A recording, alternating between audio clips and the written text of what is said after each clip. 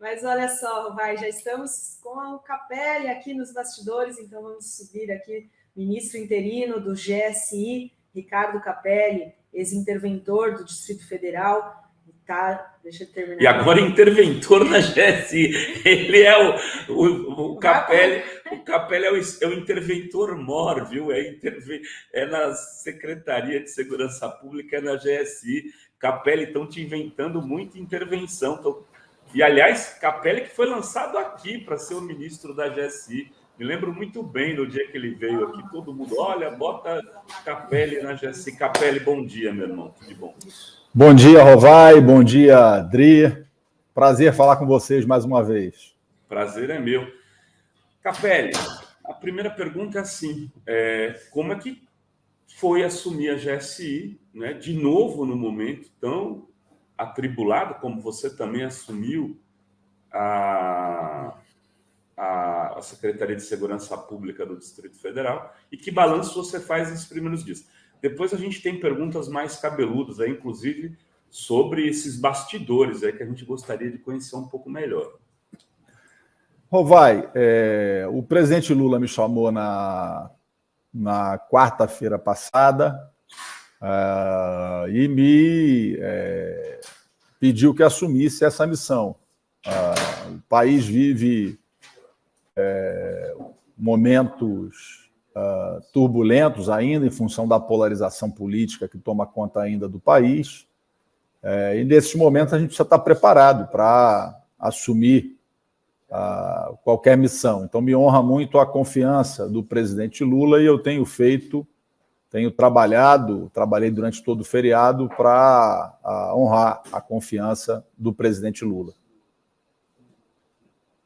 Muito bem, Dri. Então, a gente queria, né, comunidade toda aqui, quer saber como que ficam agora, né, essas investigações sobre essas imagens liberadas, qual que são os próximos passos, qual que a gente vai esperar daqui para frente, e vai ter a CPMI, como que vai ser a articulação dessas investigações da parte do governo, e se tiver a CPI, como que esperar nessa próxima semana? Dri, eu não vi novidade nenhuma nas imagens divulgadas. O que a gente vê nas imagens é a confirmação daquilo que o Brasil inteiro já sabe. Quer dizer, o Brasil foi vítima, o país foi vítima de uma tentativa de golpe liderada por extremistas que se recusam a aceitar o resultado legítimo, democrático das urnas, a escolha do povo brasileiro. As imagens confirmam isso. Não é possível falsificar a história, não é possível reescrever os fatos. Então, as imagens confirmam isso, as investigações seguem em curso no inquérito do Supremo Tribunal Federal, conduzidas também pela Polícia Federal. Há uma sindicância aberta aqui no GSI. Eu determinei a antecipação do prazo final, que a priori é o dia 30 de maio.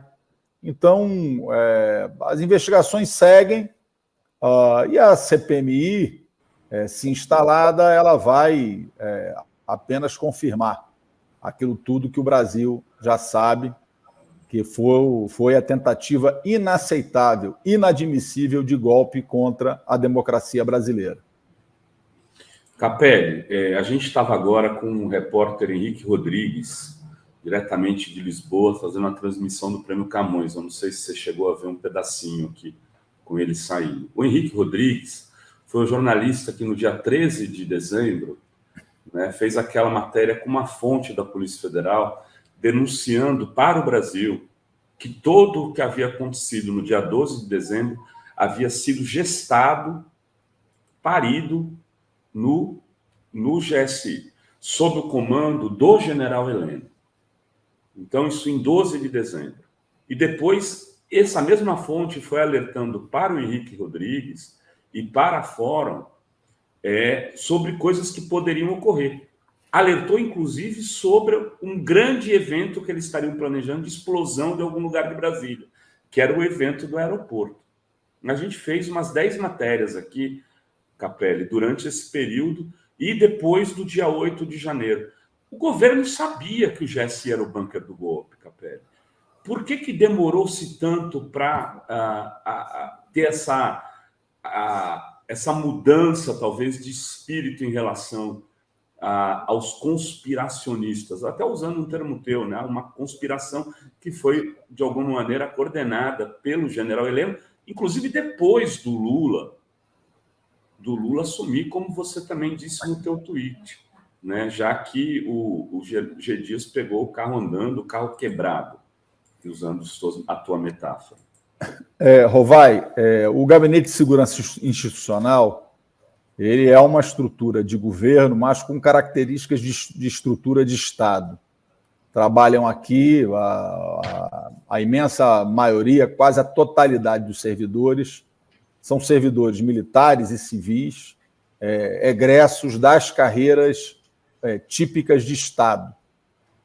Você não faz em 6 dias mudanças radicais ou drásticas num órgão com essas características, para você fazer a troca ou a remoção de servidores lotados, servidores de carreira. Até para isso há processos administrativos a serem cumpridos. O que eu posso dizer é que o general G. Dias renovou, até o momento da sua saída, em 35% o corpo de servidores do GSI.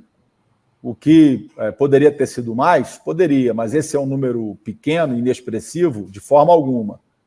Então, se houve falha, se houve a conspiração e a contaminação, certamente o general G. Dias não é um dos responsáveis. Quem esteve à frente do GSI conspirando abertamente contra a democracia brasileira durante 4 anos foi o general Augusto Heleno. E você já tem caminhos e provas para entregar a CPI em relação a isso, ao conspiracionismo do general Heleno? Rovai, conspiração não passa recibo. Então, não é fácil constatar a materialidade. Mas é público, é de domínio público as declarações proferidas por eles e por outros, incentivando, na tentativa de deslegitimar o resultado das urnas e incentivando levantes contra a democracia brasileira. As investigações prosseguem.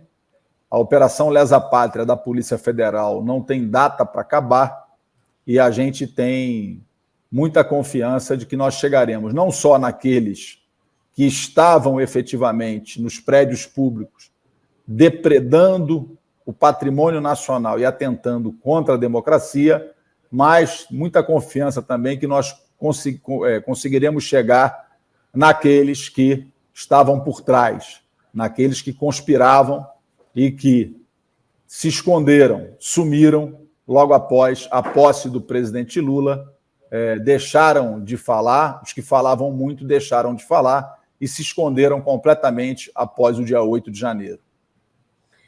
Capelli, e sobre esse vazamento das imagens de quarta-feira passada, você acha que houve uma armação contra o G. Dias? Foi uma clara tentativa de atacar o general G. Dias e de atacar o governo. Aquelas imagens divulgadas inicialmente foram editadas na sua cronologia para dar a impressão de que o general G. Dias participou de tudo desde o início, que ele estava presente ali desde o início, o que não é verdade. Os rostos borrados também demonstram a clara intenção de atingir o general e de atingir o governo. Rostos borrados por quê? Havia algum menor ali? Qual o motivo de borrar alguns rostos? Então, tudo isso são indícios claros de que foi um vazamento com alvo claro, atacar o general e, por conseguinte, o governo do presidente Lula.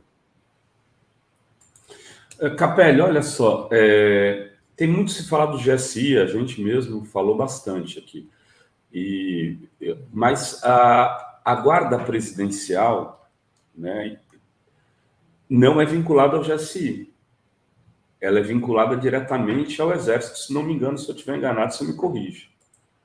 E essa guarda também não fez nada no dia até onde a gente pode ver nas imagens, não teve reação deliberada dessa guarda que deveria guardar o palácio, que deveria estar ali enfrentando nos primeiros momentos, na primeira tentativa de invasão.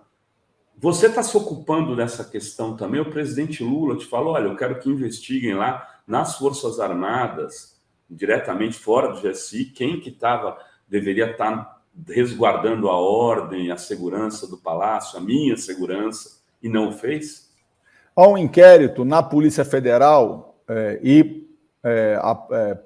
após a autorização do ministro Alexandre de Moraes, a Polícia Federal foi autorizada, inclusive, a ouvir e a investigar todos os militares que eventualmente tenham cometido desvios no dia 8 de janeiro ou na sua preparação.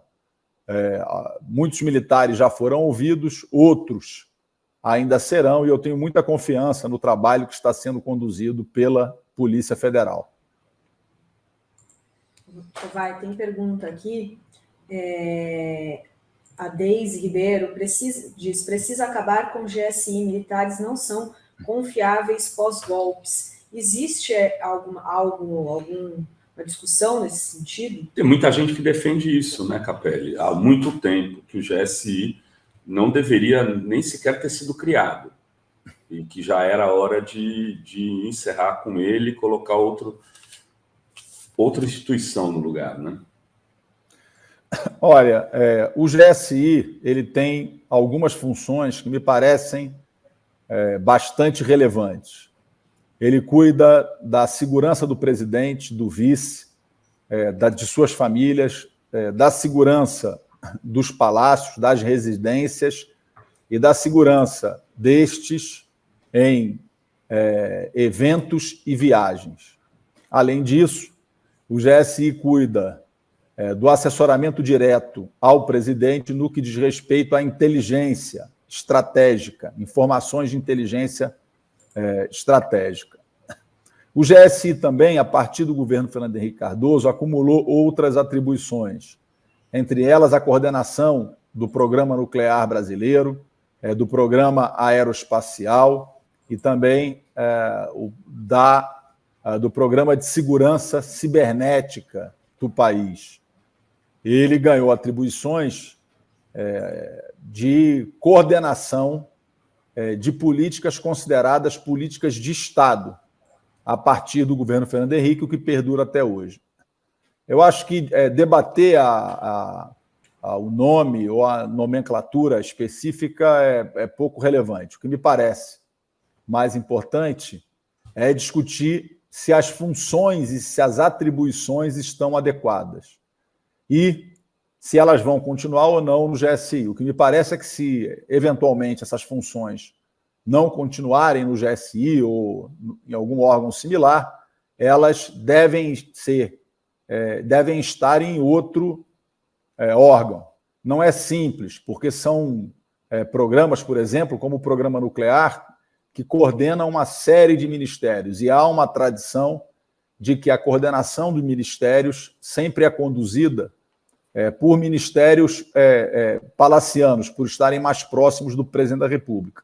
Então, mais importante do que discutir nesse momento a natureza funcional de quem vai ocupar eventualmente esse órgão, ou GSI, ou nome, enfim, ou outro nome, é discutir as atribuições, as funções.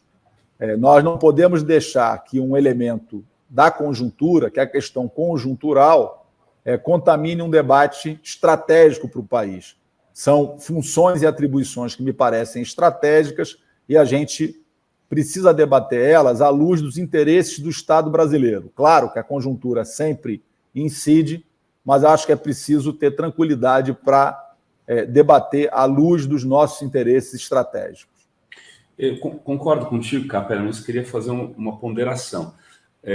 Quando a gente fala de discutir isso à luz dos nossos interesses estratégicos, tem a ver com a contaminação que existe nas Forças Armadas hoje também, em relação a isso. A nossa fonte na Polícia Federal teve dando um curso no GSI e disse que não havia ninguém, isso aí já no governo Lula, onde todos estavam ali ainda discutindo, conspirando contra o governo. No curso, a discussão era como derrubar o Lula.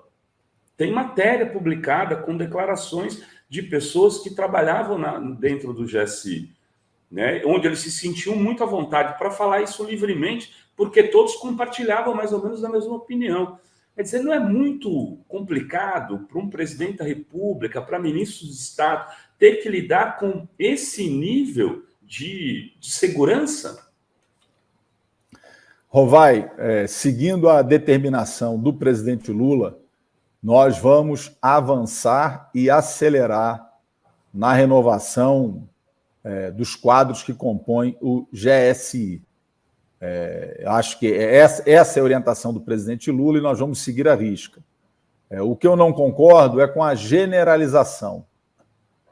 Por quê? Porque se houvesse uma maioria golpista nas Forças Armadas, esse golpe teria tido êxito no dia 8 de janeiro. O que a gente viu são grupos minoritários, radicalizados das Forças Armadas que tentaram dar um golpe no país. Então, acho que é preciso separar o joio do trigo e não me parece que faz bem à democracia brasileira a gente apostar num permanente antagonismo entre civis e militares. Como diz o slogan do governo do presidente Lula, união e reconstrução, nós precisamos unir o Brasil para reconstruí-lo.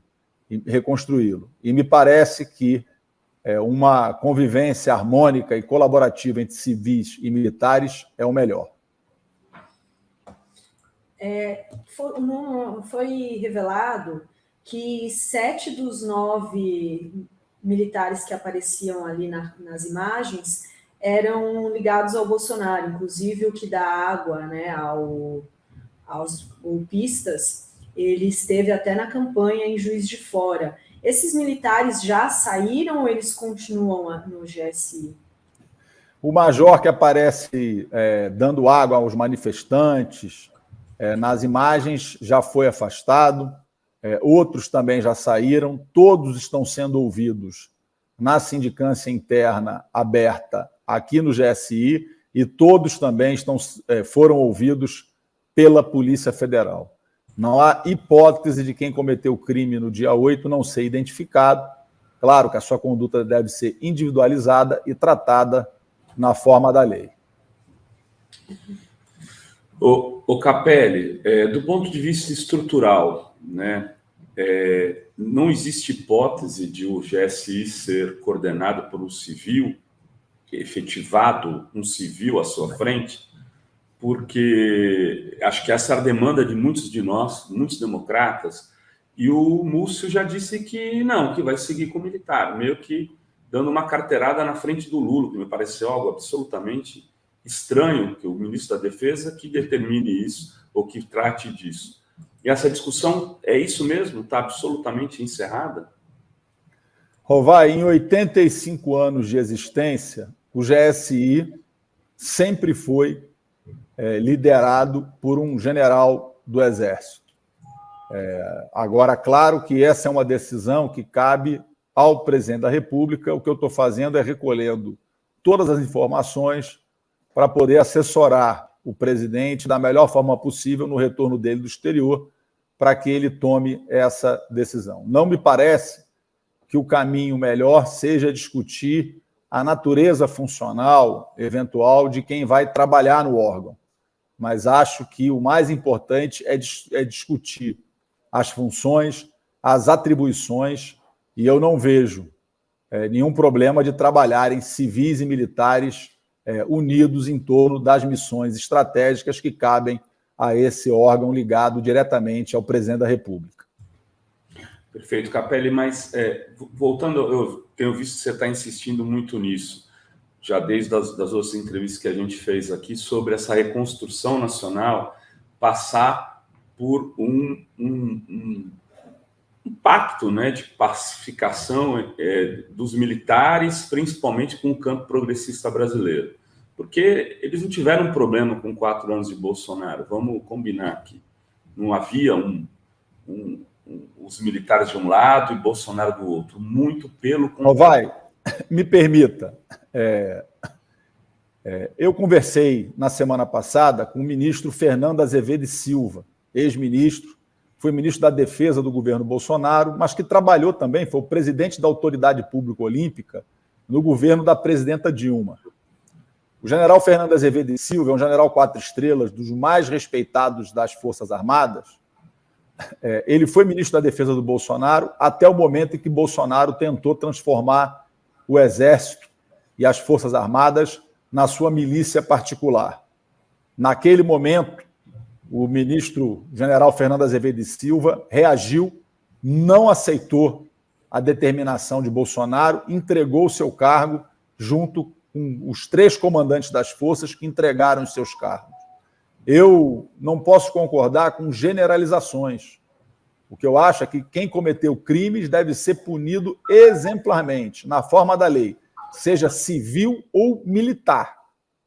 Agora, nós não podemos generalizar as instituições, separar os elementos extremistas, radicais e preservar e unir as instituições. Esse é o meu pensamento.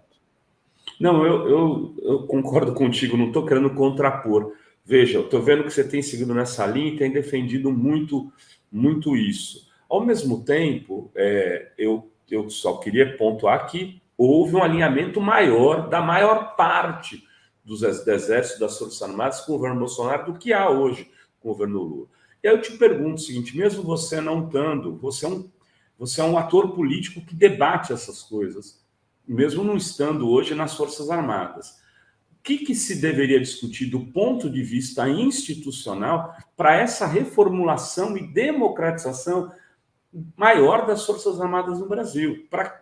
A questão da escola militar deveria ser debatida, quando eu digo de formação de militares, né? Não as escolas militares de ensino fundamental, enfim. O que precisa ser feito? Tem a ver com a questão de processo de hierarquia, de como se valoriza profissionalmente, como se entregam como é que isso se leva a uma pessoa a ser general, capitão, comandante de tropa, enfim. Que debate você acha que ser feito nesse sentido que você defende, dessa união?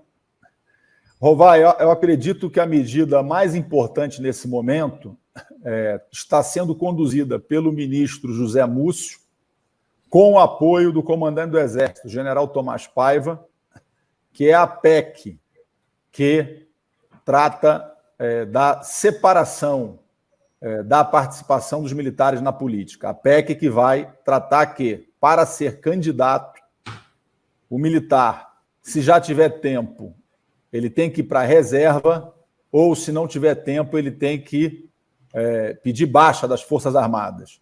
Não é mais possível que militares saiam das forças para serem candidatos por qualquer partido político e depois voltem, passadas as eleições, em caso de não eleito, volte para dentro do corpo das Forças Armadas, levando a política partidária para dentro dos quartéis.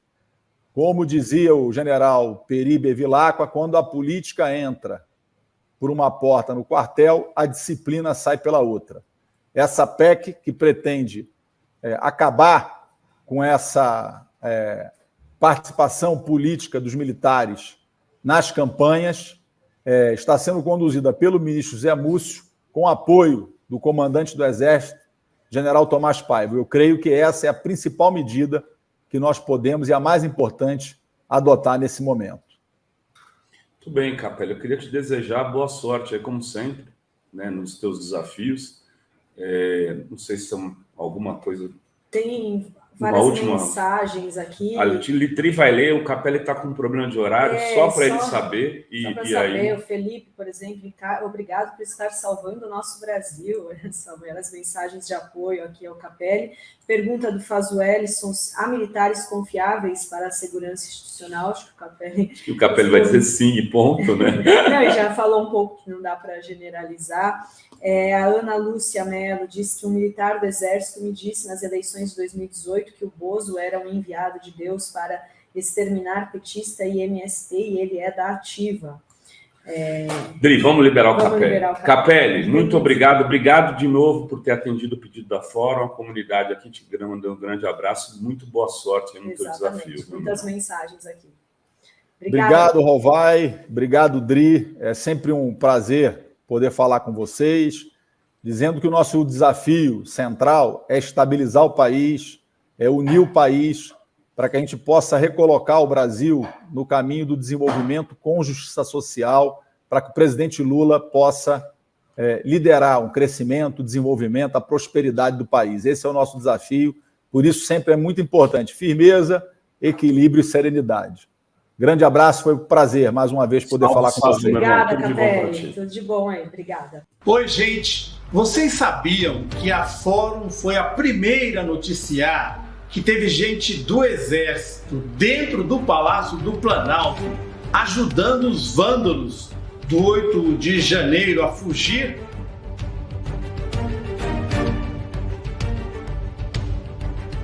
Pois é.